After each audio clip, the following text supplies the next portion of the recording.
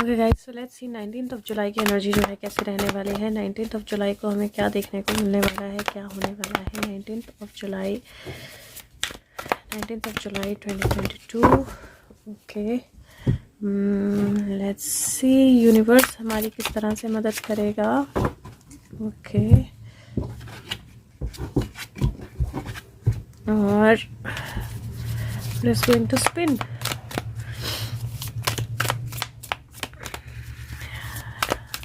Nineteenth of July 2022 guides angels, what is going to be spinning?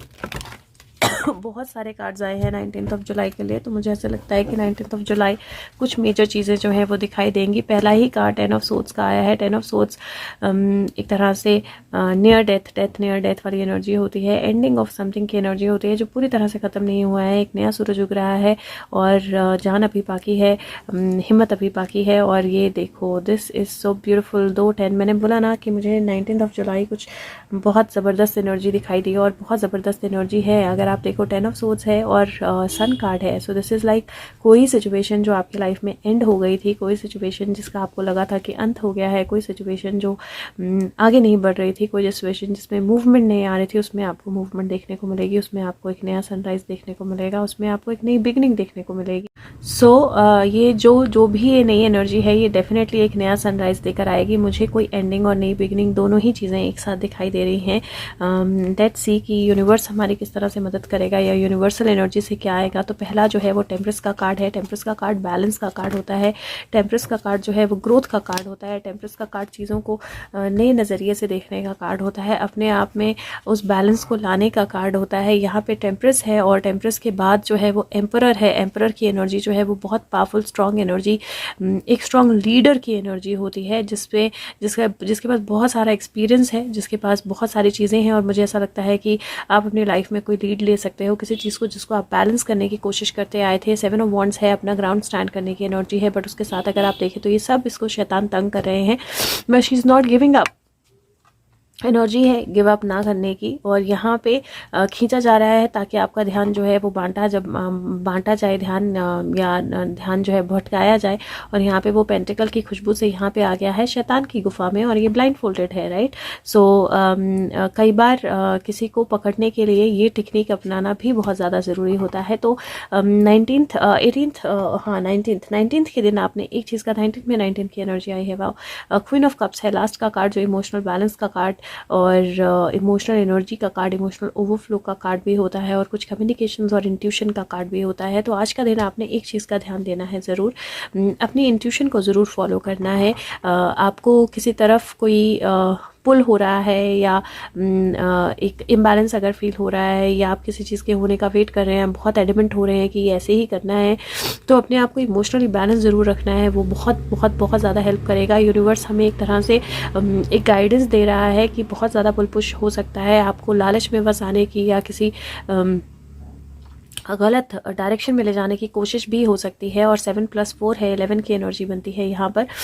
तो आपको अपने आप को बैलेंस रखना है, अपने आप को क्लियर रखना है, और अपनी एनर्जी को क्लियर रखना है। अगर आप अपनी इंट्यूशन को फॉलो करेंगे तो डेफिनेटली किसी गलत रास्ते पे नहीं जाएंगे। 14 5 होता है, 5+4 9 होता है, 9+2 फिर से 11 की एनर्जी होती है, और ये क्वीन है 6 की एनर्जी है। Universe is saying you have a choice. आपके पास चॉइस है, आपको अपना ग्राउंड स्टैंड करना है और बैलेंस की एनर्जी में रहना है, या आपको लालच में आ जाना है और नेगेटिविटी में आ जाना है। यहाँ पे मुझे दूसरी तरह से अगर मैं इंटरप्रेट करूँ तो मुझे ऐसा लगता है कि कोई पावरफुल डिसीजन जो है वो लिया जा सकता है, और किसी को ट्रैप करने की कोशिश की जा सकती है, जो कि करना बहुत ज़रूरी है इस टाइम पे। तो जो चीज़ बोलते हैं, घी जब सीधी उंगली से नहीं निकलता तो उंगली को टेढ़ी करना पड़ता है, और यहाँ पे मुझे नई एनर्जी की तरफ ले जाने के लिए उंगली को टेढ़ी करने की एनर्जी जो है वो फील हो रही है। Let's see what's going to spin. So पहला जो है वो 10 ऑफ पेंटिकल की एनर्जी है। 10 ऑफ पेंटिकल की एनर्जी मनी एनर्जी भी होती है, घर की एनर्जी, फैमिली की एनर्जी भी होती है, and then you see loyalty की एनर्जी भी है। डॉग है यहाँ पर। 7 ऑफ वॉन्ड्स है, फिर से 7 ऑफ वॉन्ड्स का कार्ड आया है, अपने ग्राउंड को स्टैंड करने का कार्ड, फर्म रहने का कार्ड, अपने माइंड में, अपनी थॉट्स में। 8 ऑफ पेंटिकल जो है वो कंप्लीशन का कार्ड है, और यहाँ पे भी अगर आप देखें सारी घड़ियों में 7 बज रहे हैं, तो 7 की एनर्जी फिर से बहुत स्ट्रॉन्ग आई है। और लास्ट जो है वो हर्मिट की एनर्जी है, रोशनी को दिखाने की एनर्जी, रोशनी को लाने की एनर्जी। 7+7 7 + 8, so 8 7 + 8 + 1, so सॉरी 8 + 1 9 की एनर्जी बन जाती है। 9 + 9 फिर से 9 की एनर्जी बन जाती है। 9 + 7 9 10 11 12 13 14 15 6 की एनर्जी बन जाती है। Again that choice energy.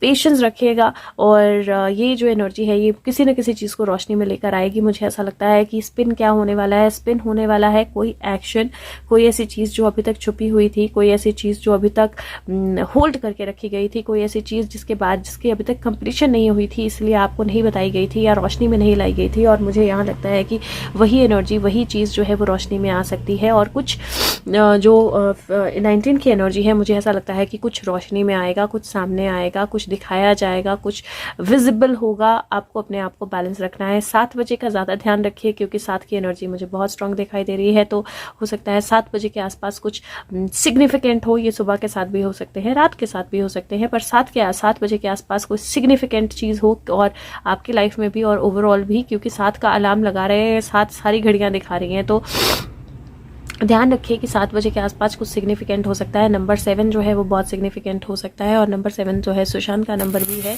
और मुझे यहाँ लगता है कि आपको ज़रूर ये ध्यान रखना है कि डाइवर्ट नहीं होना है। Something is going to come into light, कुछ रोशनी में आ रहा है। यस सी, यहाँ पे शील्ड की एनर्जी है। ये शील्ड की एनर्जी जो है कंप्लीशन की एनर्जी भी होती है।